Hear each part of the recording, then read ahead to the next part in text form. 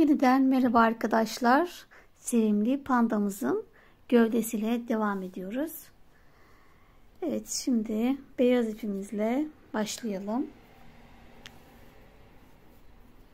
Ve 13 tane zincir çekiyoruz. Şöyle ipimizi uzun bırakalım, çekelim. Evet, ipimizi sabitledik ve şöyle biraz daha yaklaştıralım. Evet, 13 tane zincir çekiyoruz. 1, 2, 3, 4, 5, 6, 7, 8, 9, 10, 11, 12 ve 13 zincir çektim. İlk zinciri atlayıp yanındaki zincirimizin içine 4 tane sık iğne yapalım. 1, 2, 3 ve 4. Evet, 10 tane zincire tek batalım. 1, 2,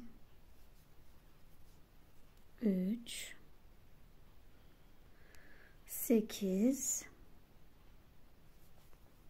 9 ve 10 tane zincirimize tek battık.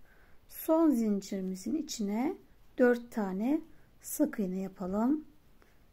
Ve köşemizi dönmüş olduk. 4 tane sık iğne yaptım.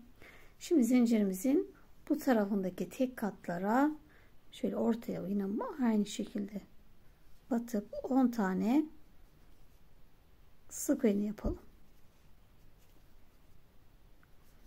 Evet, birinci sıramızı tamamlamış olduk.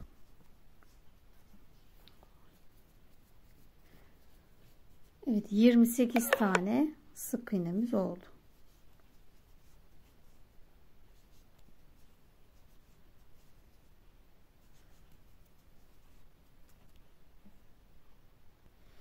Evet, ikinci sıramıza geçmeden önce yine araya ipimizi takalım.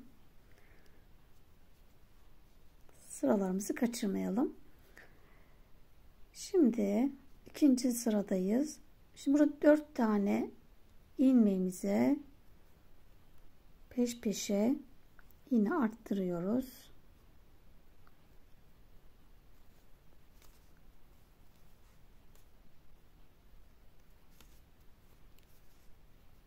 Birinci arttırmam, ikinci, üçüncü ve dördüncü. 4 tane peş peşe arttırdım. 10 tane tek batıyoruz.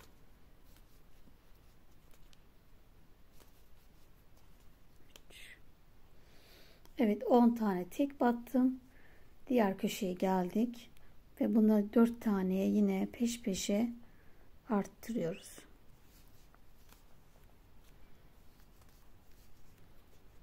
Birinci arttırmam,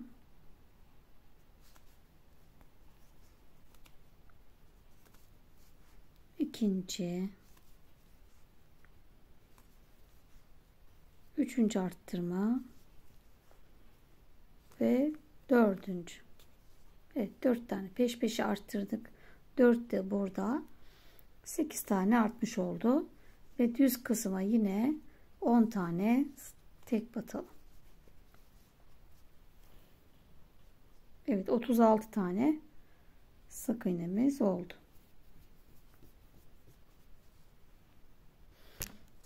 Evet, 3. sıradayız.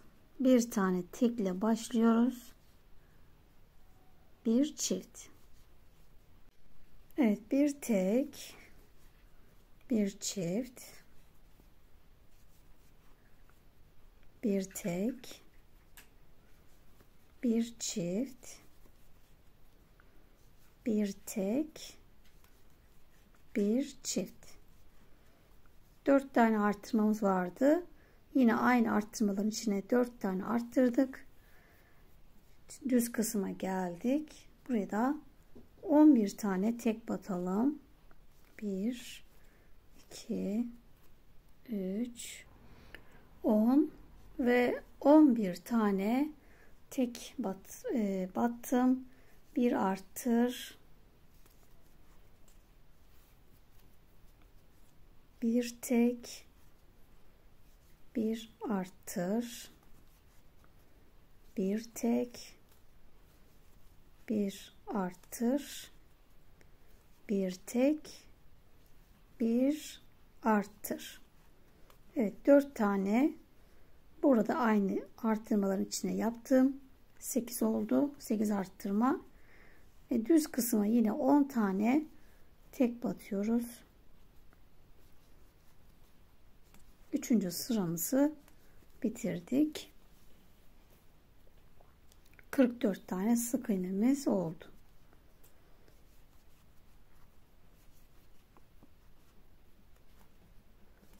Evet, 4. sıramızda evet, sırayı bitirdik.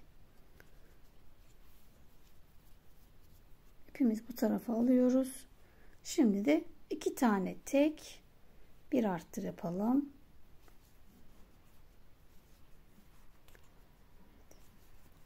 Bir arttır. Tekrar 2 tane tek, bir arttır.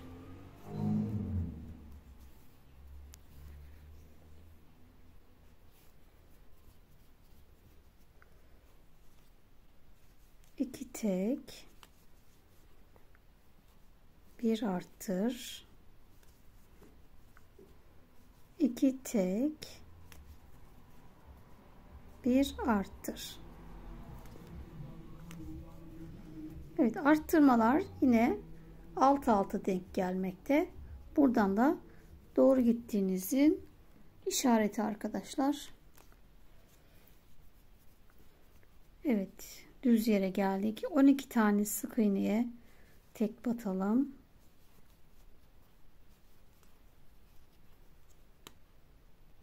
Evet, 12 tane tek battım. Bir arttır. Evet, yine arttırmalar alt alta denk geliyor. 2 tane tek, bir arttır. 2 tek,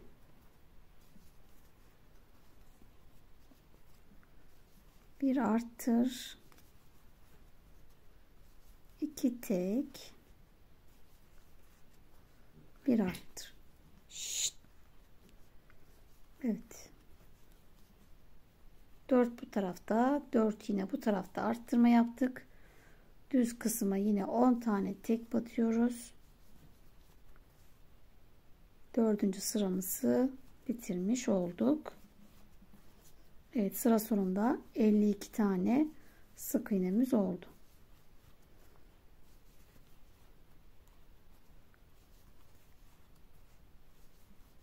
Evet. İpimizi bu tarafa alalım. 5. sıradayız. 3 tane tek. 3. Bir arttır. 3 tek.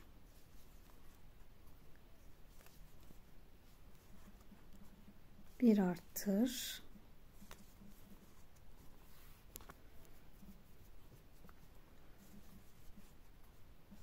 3 tek, bir arttır, 3 tek, bir arttır. 4 tane arttırma yaptık. Şimdi düz yere geldik ve 13 tane tek batalım. Evet, 13 tane tek battık. Bir arttır. 3 tek.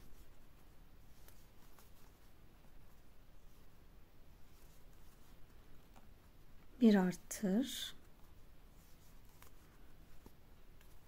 3 tek.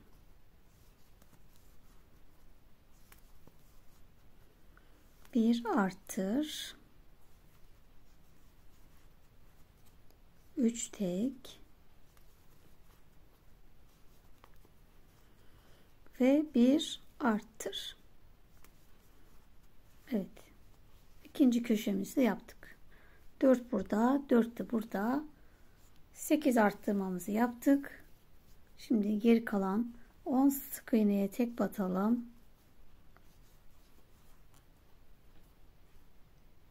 Evet, 5. sıramızı bitirdik. 60 tane sık iğnemiz oldu.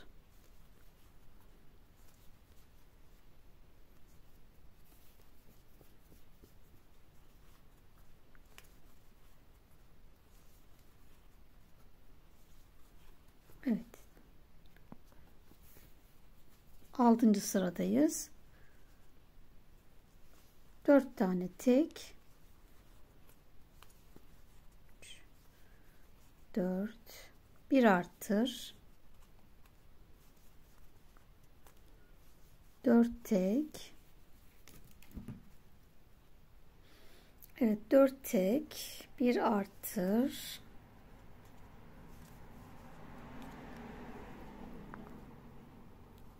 4 tek,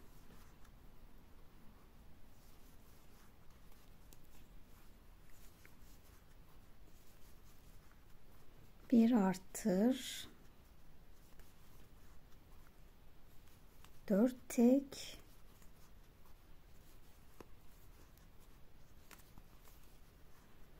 bir artır. Evet. 4 tane yine artırmamızı yaptık. Düz kısma geldik. 14 tane tek batalım. 1 2 3 4 12 13 14 tane tek battım. Bir artır, 4 tek, 3 4 bir artır, 4 tek,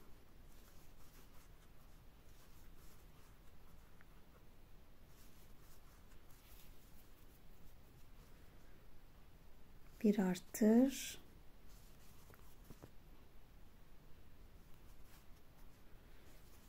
4 tek,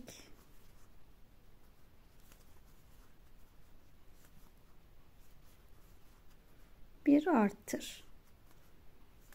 Evet, ikinci köşemizdeki artışımızı da yaptık.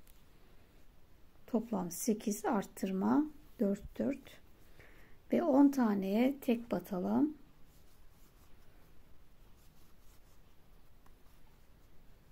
Evet, 6. sıramızı da bitirmiş olduk. Sıra sonunda 68 sık iğnemiz oldu. Şimdi bundan sonra 6 sıra eksiltme arttırma yapmadan düz örelim.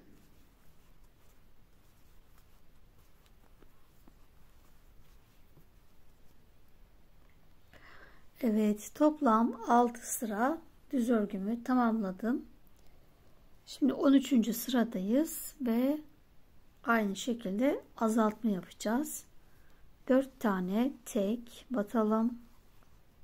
3 4 bir azalt, 4 tane tek, 1 2 3 4 bir azalt, 4 tek,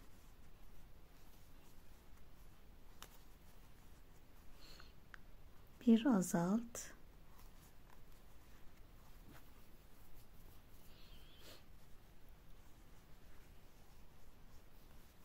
4 tek,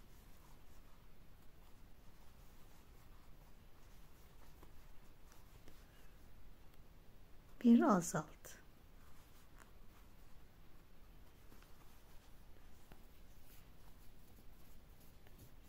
Evet, şimdi düz kısma geldik. Yine 14 tane tek batalım.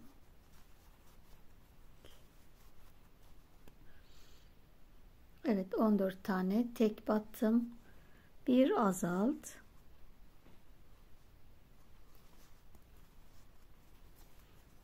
Dört tek.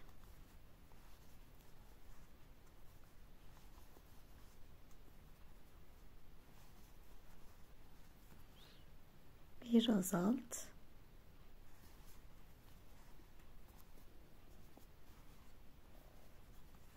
Dört tek.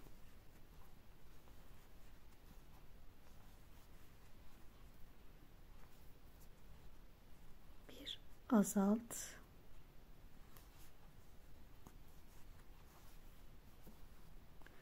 Tekrar dört tek.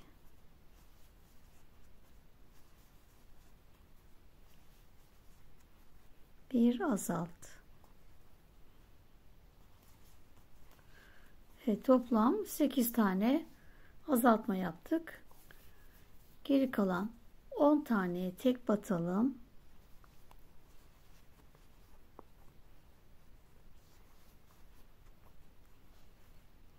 Evet, sıra sonunda 60 tane sık iğnemiz kaldı. Şimdi 3 sıra eksiltme arttırma yapmadan düz örelim. Evet arkadaşlar, 3 sıra düz örgümü tamamladım. Şimdi yeniden azaltma yapacağız. 17. sıradayız. 8 tane tek yapalım.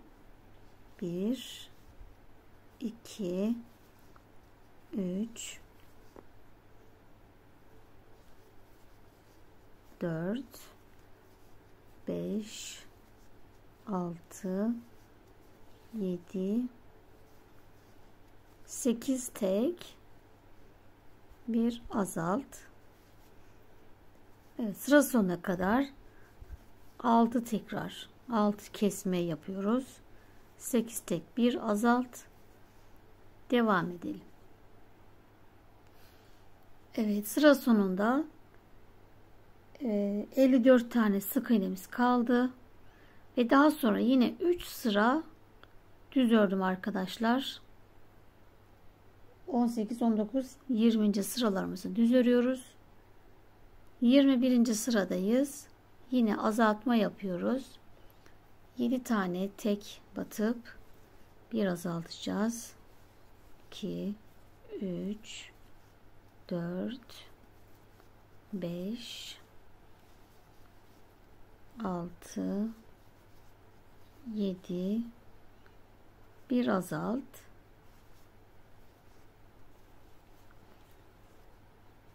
Tekrar 7 tek, bir azalt. 6 tekrar yapalım. Evet, sıra sonuma geldim ve 48 tane sık iğnemiz kaldı. Burada siha geçeceğiz. O yüzden 3 tane ilmek kaydırıyorum. 1 2 3 bir zincir çekip ipimizi koparıyoruz. Evet, buraya kadar bir yumak yetti arkadaşlar. Kafa ve gövdeye bir yumak, bir yumaktan çok az arttı. Çok az, bakın. Bayağı da var yine. Bu kadar arttı arkadaşlar. Hobimon'dan kit halinde alabilirsiniz. Bazen çünkü benim yetmedi diyor arkadaşlar. Şu an bir yumaktan bunu arttırdım. Bazı el farkı, tığ farkından yetmeyebiliyor sizlere. Bu da bilgi olsun. Kitle de yine bir yumak olarak konacaktır. Şunu içeri alalım. Evet, şimdi siyahla devam edeceğiz. Evet, ipimizi sabitleyelim ve ilk ilmeği kaydırdığıma batıyorum.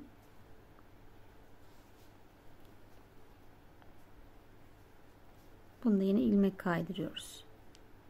Sıra sonuna kadar her ilmeğe batıp çıkıyoruz. İlmek kaydır. Batıp çıktık. İçinden geçtik. Batıyoruz. Çıktık. İçinden geçir. Evet, bu şekilde sıra sonuna kadar 48 ilmeğimiz var. Hepsine CC yani ilmek kaydırıyoruz.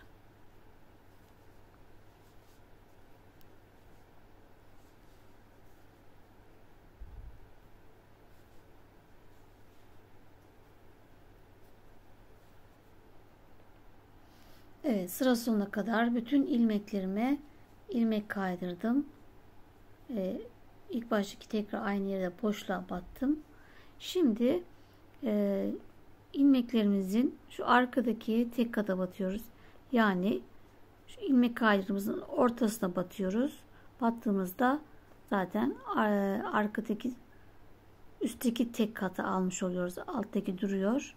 Bu şekilde sıra sonuna kadar şu üstteki tek kata batıyoruz.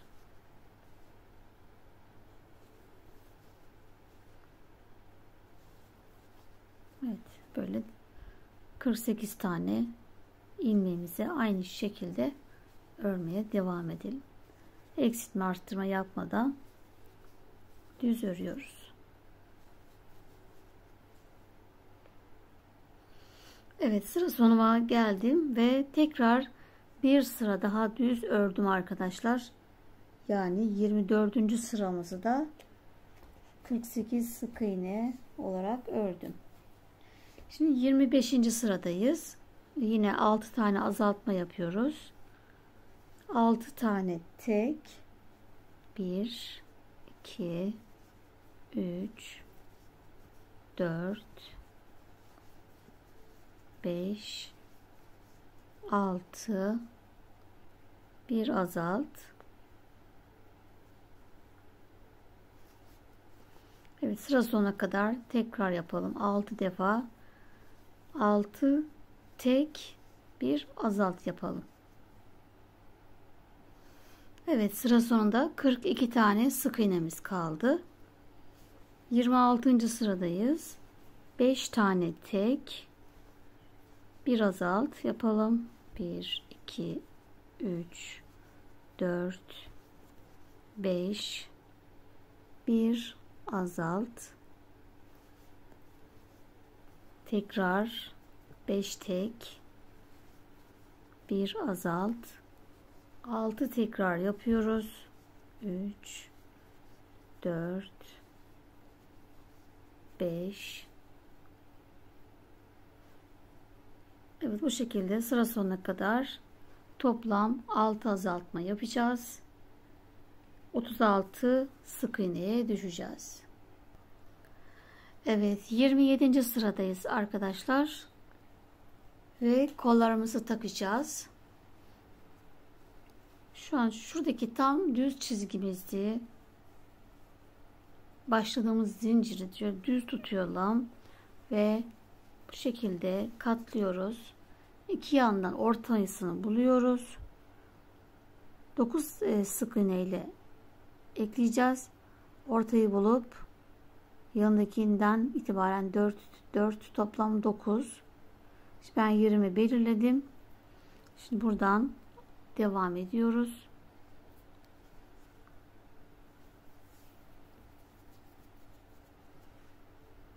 Evet, 3 tane sık iğneye tek batalım. 1 2 3. Şimdi kolumuzu aldım. İki kol da aynı zaten. Şuradaki kavisli kıvrık yer, şöyle burası arka olduğu için burası arka. Ben bunu ön taraf, bu tarafı düz yapmak istiyorum. O zaman şöyle çevirdiğimde şu şekilde bu tarafa gelmeli. Şu kıvrık yer, kestiğimiz kısım içe doğru bakmalı şu şekilde. O yüzden şöyle tutuyorum. Şu kısım biraz boş bırakıyorum. Şurada fazlalık da var. Onu da alalım biraz daha. Evet, burasını, şu kısım boş. Şöyle tuttuğumda içe doğru kıvırdım. Şu şekilde bunu buraya şimdi yerleştireceğim. Hatta biraz daha da kıvırabilirim. Şöyle ayarlıyorum. Evet. Olmazsa bir daha sökersiniz, yeniden yaparsınız. Evet, şöyle yerimi belirledim. Şimdi bunu şöyle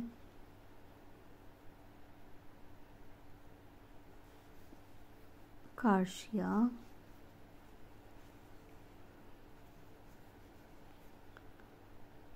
koldan geçiyorum, karşıdan da geçiyorum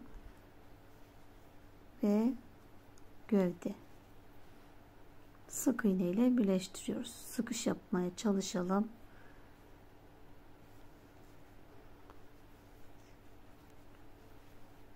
Üç oldu.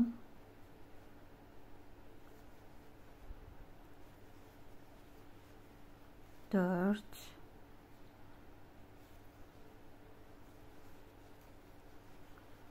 5,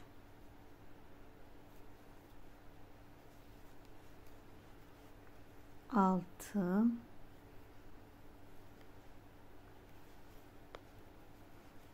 7,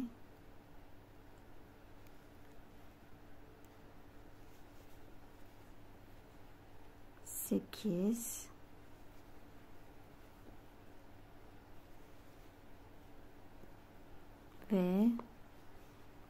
9. Evet, kolumuz bu şekilde içe doğru kıvrık oldu. Daha sonra burayı doldurunca daha belli olacak. Şu şekilde.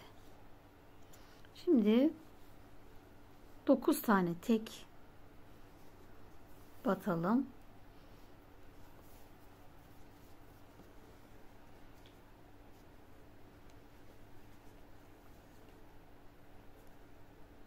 Bir, iki, üç, 4, 5, 6, 7, 8, 9. Diğer kolumuzu alıyoruz. Onu da yine aynı şekilde ayarlayalım. İçe doğru bakacak. Şöyle.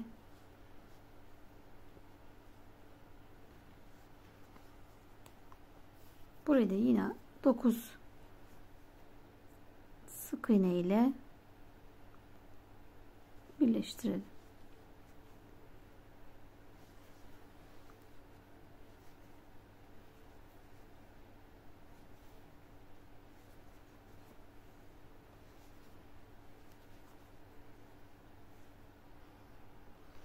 Evet, kolu taktıktan sonra 6 sık iğne tek battım ve sıramızı bitirdik. Ve şimdi 28. sıradayız. Yeniden azaltma yapıyoruz. Son azaltmamız 4 tek bir azalt yapalım. 1, 2, 3, 4, bir azalt. Evet, sıra sonuna kadar 6 tekrar yapıyoruz. 4 tek, 2, 3, 4, bir azalt. Evet, bu şekilde devam edelim.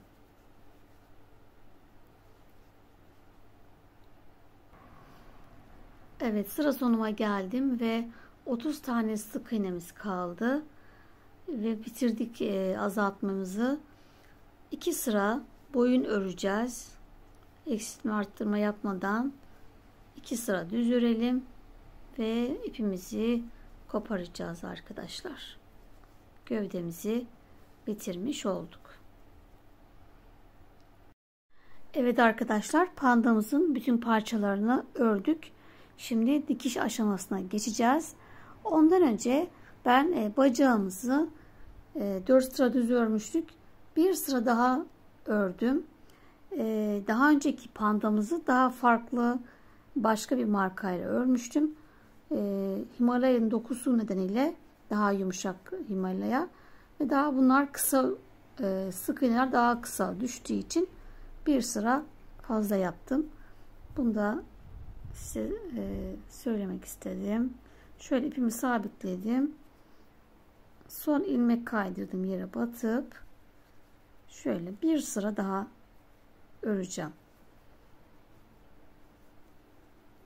Bana kısa göründü gözüme. Dediğim gibi bu da ip farkından değişmekte. Hatta pandam daha küçük düştü. Diğer panda kocaman olmuştu. Kadiferin de kalınları var biliyorsunuz. Kalını incesi. Alize'nin velvet galiba, bilemiyorum, çok hiç kullanmadım. O çok kalın mesela. Büyük yapmak istediğinizde Alize velvet alın. Yani emin değilim yine de. Alize'nin bir ipi yani. Lanosa Alara da kalın kadifesi. Yalnız o zaman bir yumak yetmez. 2 tane beyaz almanız gerekir. Sürümleri az oluyor o zaman.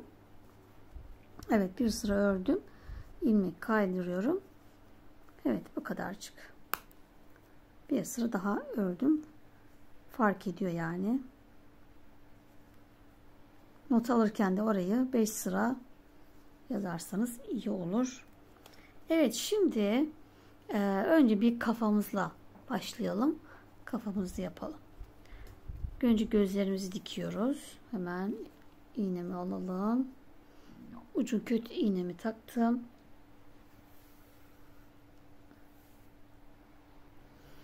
Evet, gözlerimizi biraz, ikisi de aynı şekilde olacak şekil iç kısma doğru şöyle çeviriyoruz. 2, 4, 6 tane sık iğne var benimkinde. Evet, şimdi şöyle önce şurayı bir düzeltiyorum.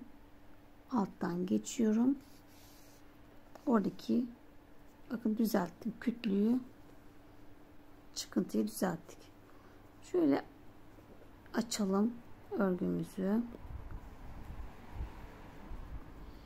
Bir sık iğne geri gidip biraz ileriden çıkıyorum.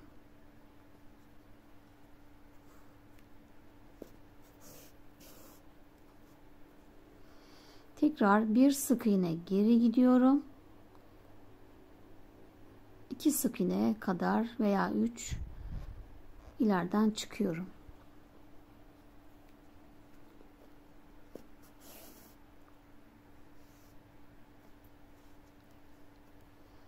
Yine aynı şekilde bir sık iğne geri,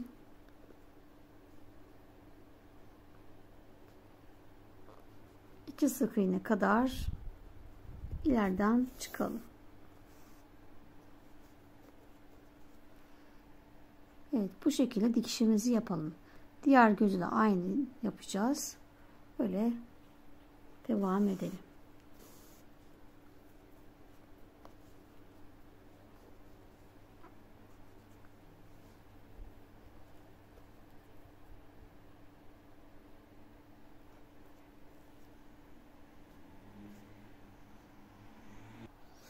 Evet, gözlerimizi diktik. Şimdi burnumuzu dikeceğiz. Burnumuzu da şöyle yukarıdan aşağıya, şurası 2, 4, 6, 8, 9. sıra üzerine şöyle ağzımızı yerleştirelim. Şurada hiç boşluk kalmayacak. Ağzımız tam gözlerimizin birebir, bakın hiç boşluk kalmadan üzerine gelecek. Şimdi şunu tutturalım.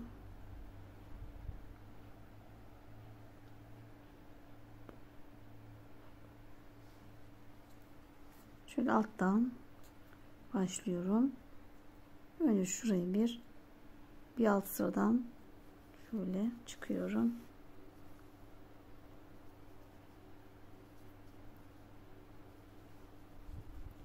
İçine biraz elyaf doldurayım.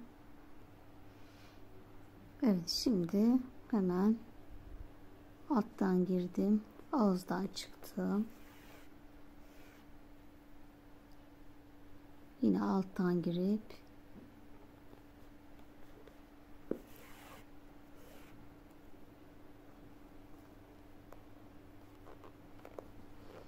her sık iğneye batalım.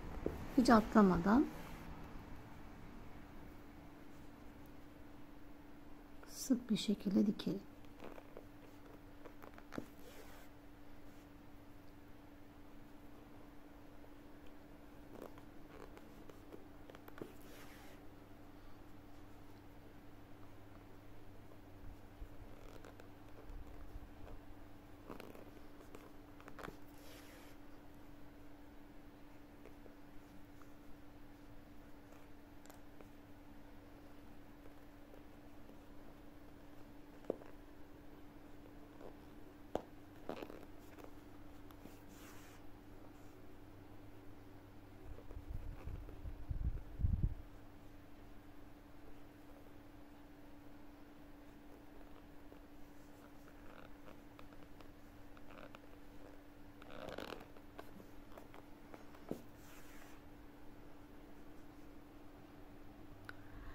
Evet, ağzımızı da diktik arkadaşlar. Şimdi burnumuzu yapalım. Kadife ipimi iğneme taktım. Şimdi şurası birinci sıramız. Bir, ikinci, üçüncü sıraya buraya burnumuzu yapacağız. Şuradan bir çıkacağım. Boyundan giriyorum.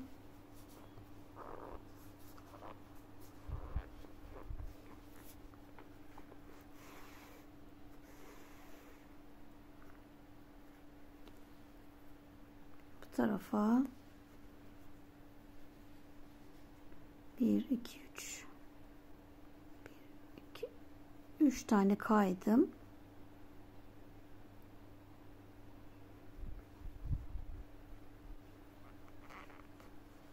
Önce bir deneyelim. Olmazsa 4 yaparız.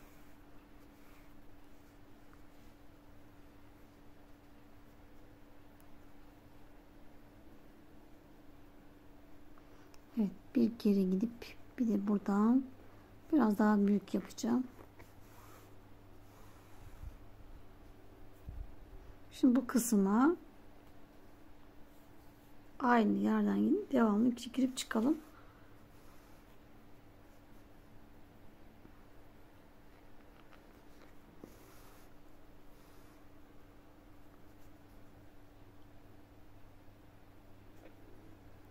Evet, hep aynı yere batıyoruz.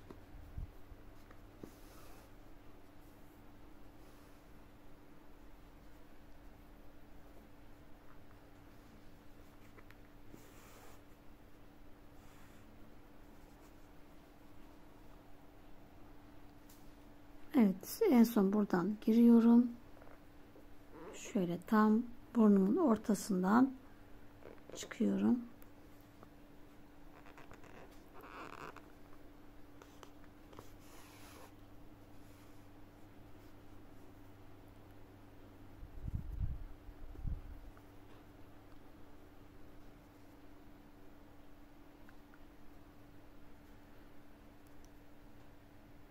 Şu ikinci sıra, şu birinci sıra. Birinci sıranın bir altına tam ortadan şöyle ortaya battım.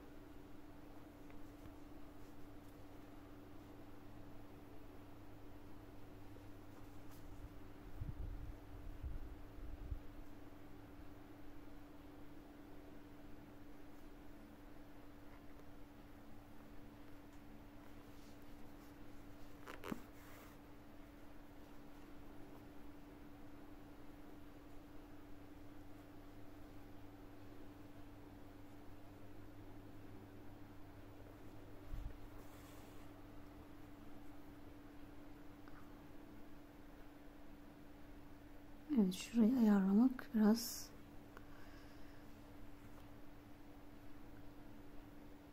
tam yerini bulamadım. Bir de şöyle deneyeyim.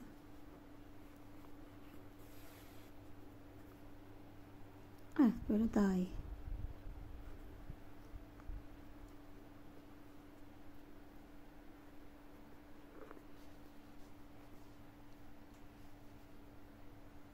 Evet, ağzımızda yaptık. Boyundan tekrar çıkıyorum.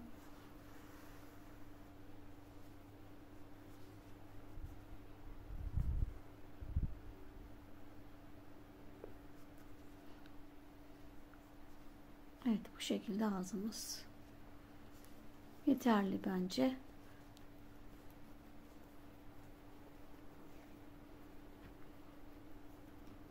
Hemen çabuk yapalım, kulaklarımızı dikelim.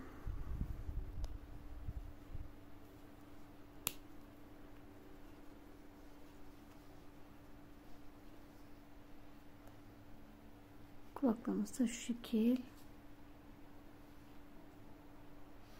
Evet, kulaklarımızı da şurada tam ortadaki zinciri buluyoruz. Birinci sıramızı, burası. Şu bir. İkinci sıranın üzerine şöyle koyalım.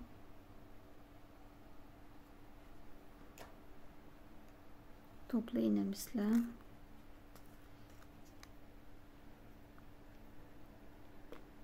Tutturuyoruz. İkinci de aynı. Bir, ikinci sıra şu şekilde olacak kulaklarımızda. Bunu da buraya dikelim.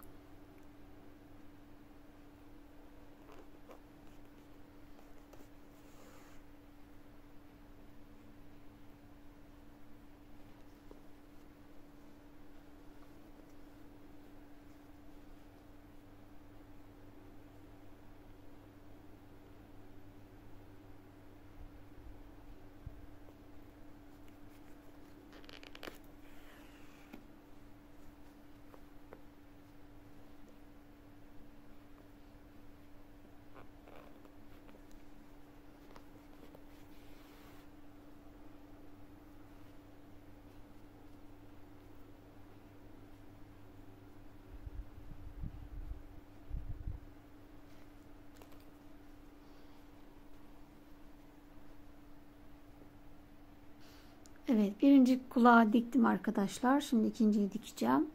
Dikerken de şu pembe yere batmıyoruz.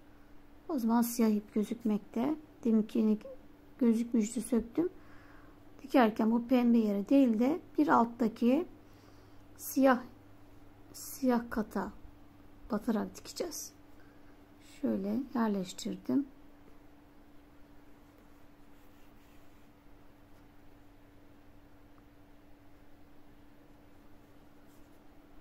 Şurada 3 4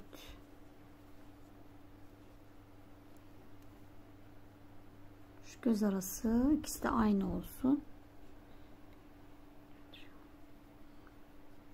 3'e 3 neredeyse 4 gibi, yani arttırmalar olduğu için tam oraya denk gelmekte.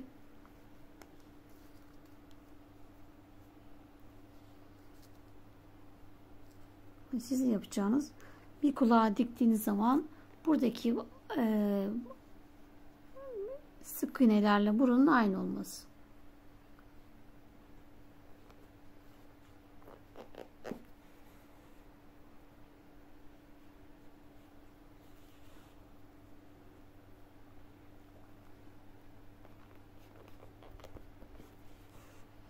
Evet, şimdi burada pembeye değil de bir alt sıradaki siyah ipi batarak dikiyoruz.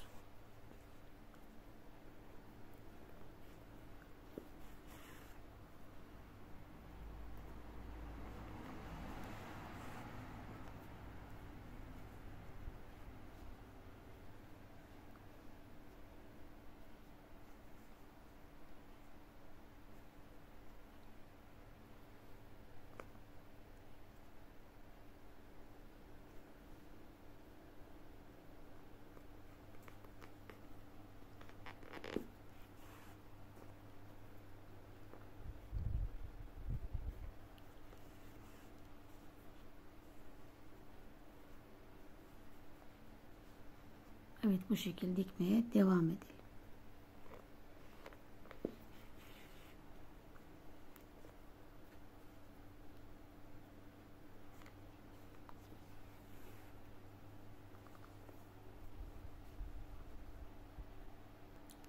Evet, kulaklarımızı da bitirdik arkadaşlar. Ve kafamız tamamlandı.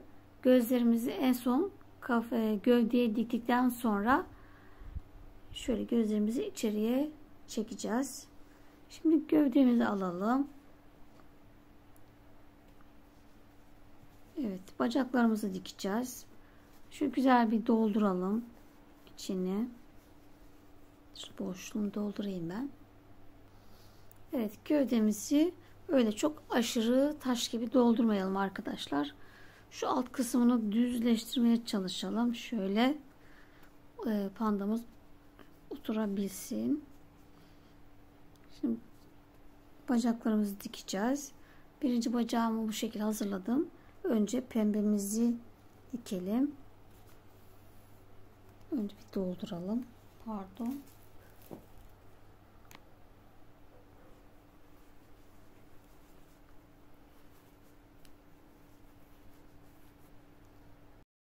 Evet, ayağımızı biraz doldurdum. Aşağıya doğru şu taban kısmına ağırlık verdim. Şu kestiğimiz yere elimize de şöyle şekil verelim. Şu kısmı biraz daha düzleştirmeye çalışalım. İçine taban koymadım bilerek. Daha böyle yumuş bir havası olsun diye. Peluş oyuncakmış gibi. Şimdi bu tam şu orta kısma, birinci sıramıza, bunu da ortasını buraya, ortaya, orta şeklinde getireceğim. Şuradaki alttan giriyorum. Evet, burayı düzleştirdim. Şöyle de düzeltelim ve burayı alta getiriyorum. Evet, şöyle ortaladım.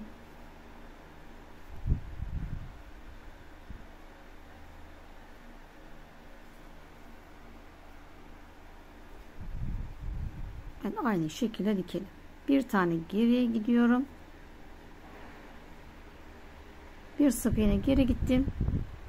2 sık iğne ileriden çıktım.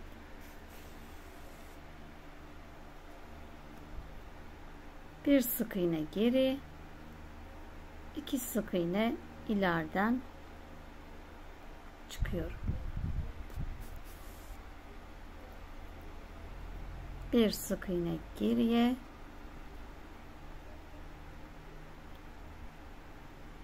2 sık iğne ileriden çıkıyorum. Evet, bu şekilde dikelim.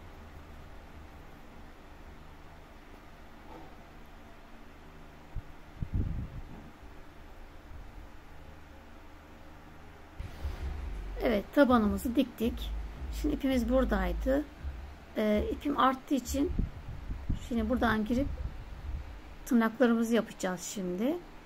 Bir sık iğne atlıyoruz. Yani bir boşluk verip ikinci sıradaki yerimize şu şekilde tırnaklarımızı yapacağız. Şuradan gireyim. Şöyle ayağımızı düz tutalım. Bunun şu kestiğimiz yerin tam ortasını buluyoruz. Şurası oluyor tam orta. İlk buraya yapalım. Ortayı bulalım.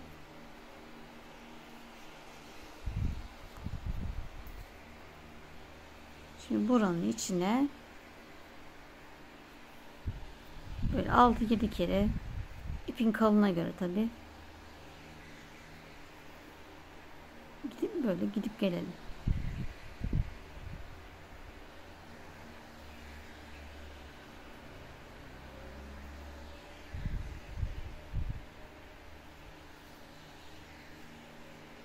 Evet. 2 sık iğne atlıyorum. 1 2 atladım. Çok çekmiyorum ipimi. kadife olduğu için içine gömülüyor çünkü. Şimdi burayı da yine aynı şekilde dolduralım. Şimdi yeniden ip takacağım. İpim bitti. Bu şekilde devam edelim arkadaşlar. Burayı yaptıktan sonra 2 tane kay, bunu yap. Bu sefer bu tarafa geçiyoruz. 2 sık iğne kay, 2 sık iğne kayıp 5 toplam 5 tane tırnak yapacağız. Evet, bu şekilde tırnaklarımızı da yaptık. Sıra geldi ayaklarımızı dikmeye. Dediğim gibi şöyle pandamızın alt kısmını şöyle bir düz oturtmaya çalışıyoruz. Daha sonra bacaklarımızı şöyle iki yana yerleştirelim. Şu tırnaklar yukarıya bakacak. Şöyle ortalamaya dikkat edelim. Bakın aşağıya doğru bakıyor. Şöyle çeviriyoruz. İki yana böyle ayarladık bacaklarımızı. Şöyle bir kontrol edeyim. Evet, böyle iyi. Ve benimkinde şöyle baktığımda 2, 4, 6, 8 tane sık iğne var. Daha fazla açarsak şöyle, böyle de güzel. Biraz daha açtım. Evet, biraz daha açtım ve iki bacak arası 10 tane sık iğne olacak arkadaşlar. Şimdi dikim aşamasına geçelim. Böyle bir sabitledik. Çöp şiş varsa evde o da olur. Şöyle yerimizi kaçırmadan. İsterseniz şöyle çizebilirsiniz de, kalem varsa. Uçan kalemler var biliyorsunuz. Yazıp sonra uçuyor. Onunla da yapabilirsiniz. Şöyle bir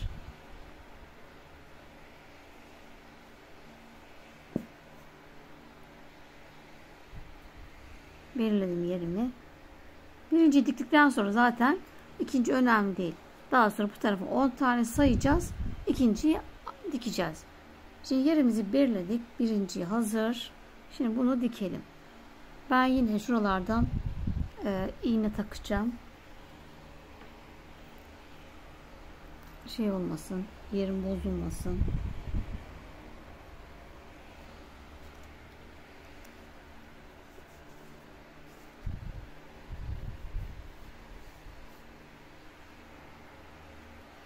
Evet, iğneme kadife ipimi taktım. İsterseniz koton da takabilirsiniz. Şöyle önce bir alttan giriyorum.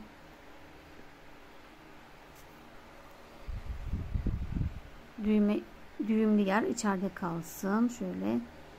Evet. Şimdi dikelim. Bakın bir gövdeye batıyorum.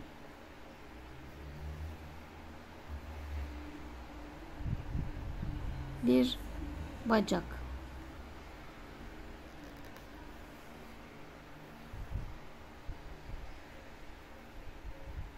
Bir gövde.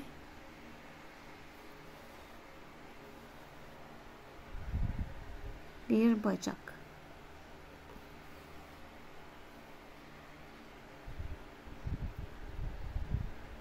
Böyle dikmeye devam edelim.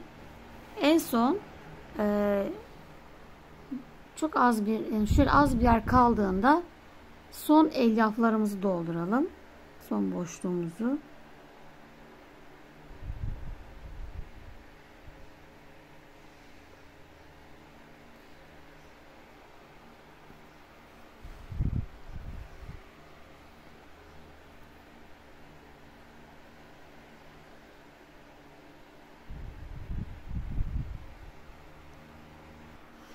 Evet, bacağımızın son dikiş yerinde içine biraz tekrar elyaf ilave ediyorum. Son boşluklarımızı dolduralım.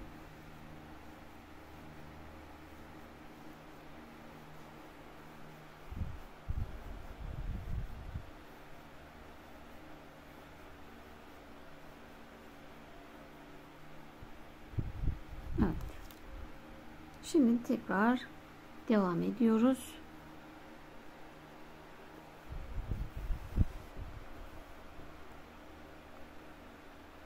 Yanlış yerden yapmışım.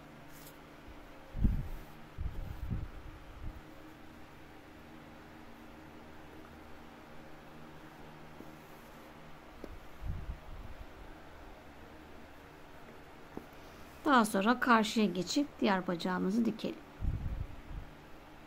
Bunu bitirdik.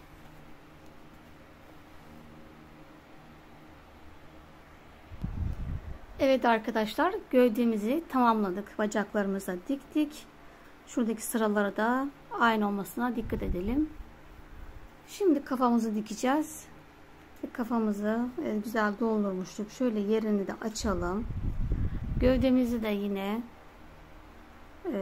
şuraları dolduracağım. Önce bir yine araya elektrik borusu takmak istiyorum. Bu şekilde de belki yine durabilir. Yine de bir sağlam olsun diye bir elektrik borusu takacağım arkadaşlar. Takmayabilirsiniz. Zamanla oynandıkça esneme yapar belki diye. Evet, şimdi ortaya yerleştirdim. Tekrar elyafla şuradaki son boşluklarımı da dolduracağım. Şu kol altına çok elyaf vermemeye çalışın. Verdikçe kollar açılıyor. Sadece şu kısmı yapmaya çalışalım.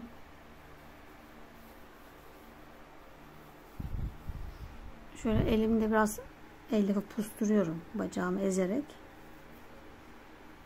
Ortaya yapalım.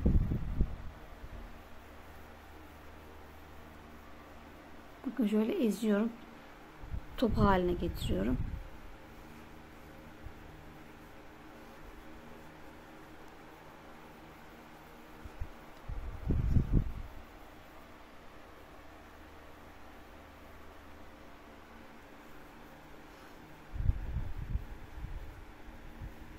Evet.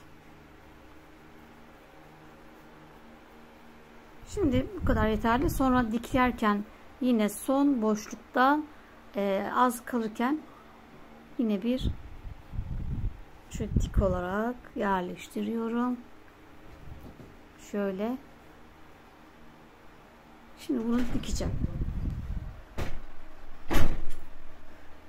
Evet. Dikim aynı. Bir kafadan bir gövdeden dikiş yapalım. Evet, şöyle tam ortalıyorum.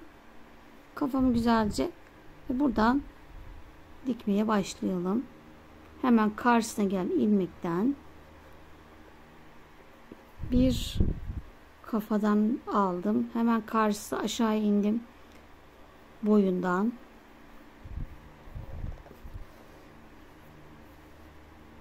Tekrar hemen karşısı, hiç atlamadan sık şekilde kafadan. Yine hemen alta kafa, şimdi gövdeden hemen karşısı kafa. Bu şekilde zigzag yapıyoruz. Bir aşağı, bir alt, bir yukarı, bir alt, bir yukarı.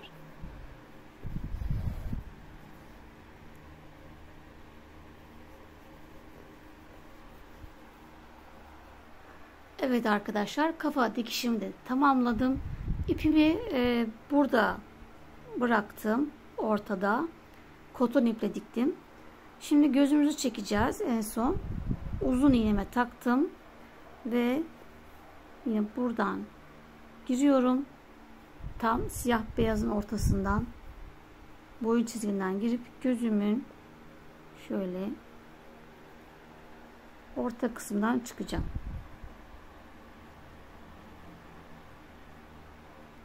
Evet, ortadan çıktım. Biraz zor oldu.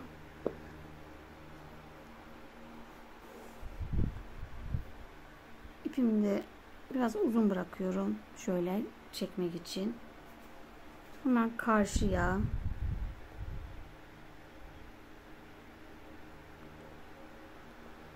Koton ip olduğu için sert. Evet, aynı yerden çıkalım. İpimi de tutuyorum burada.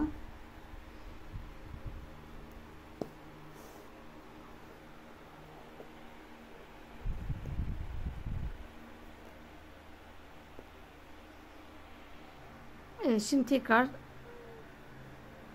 diğer gözümüz için Hemen yanındaki sık iğneden girip aynısını yapalım. Evet, ortadan yine çıktım. Karşıdan batıp yine boyundan çıkıyorum.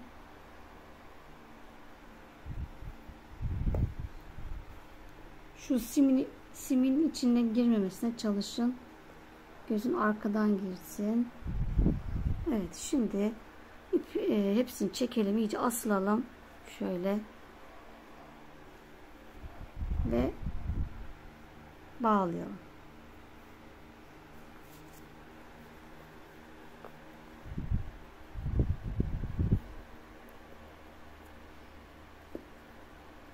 Buradan da asılıyorum. İki taraftan asılım.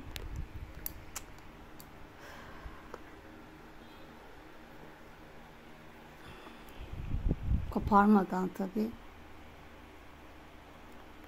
Ve bağlayalım.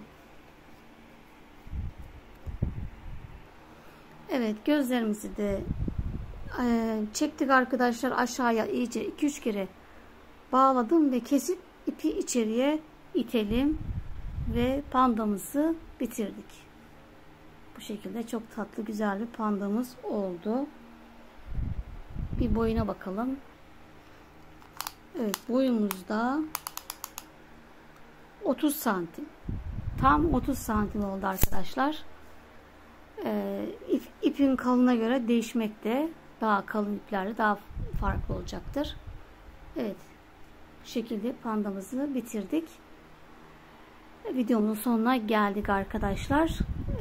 Tekrar çok rica ediyorum. Kanalıma abone olmayı, yorum ve beğeni yapmayı unutmayın. Tekrar yeni videolarda görüşmek üzere. Hoşça kalın.